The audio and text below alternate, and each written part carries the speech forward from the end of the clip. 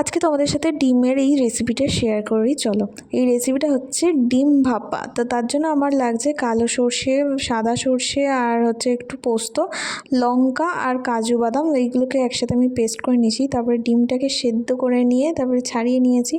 তারপরে ডিমের দিকে না চারদিকটা একটু ভালো করে কেটে নিয়েছি, যাতে যখন তোমরা ভাজবে ডিমটা যাতে না ফেটে যায়, তার জন্য আমি একটুখানি কেটে নিয়েছি, আর যাতে ভালো করে মশলাগুলো ঢোকে। আর ডিমে একটুখানি নুন, হলুদ আর একটুখানি লঙ্কা গুঁড়ো একসাথে একটু মিশিয়ে নিয়েছি। তারপরে আমি তেলে দিয়ে ভালো করে ভেজে নিয়েছি।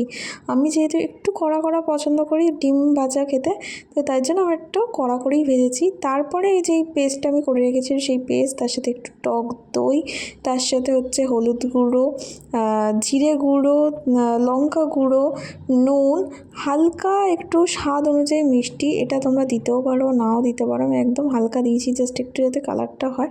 তারপরে ভালো করে মিশিয়ে নিয়েছি, একটুখানি জলও দিয়ে দিয়েছি যাতে গ্রেভিটা একটু ঠিকঠাক হয়।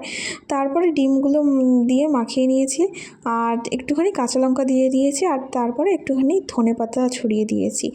আর তারপরে আমি দিয়ে দিয়েছি ভাপে। এখানে আমি কড়াইতে দিয়েছি জল, তারপরে স্ট্যান্ড দিয়ে তারপরে ডিমটাকে ভাপে দিয়ে দিয়েছি।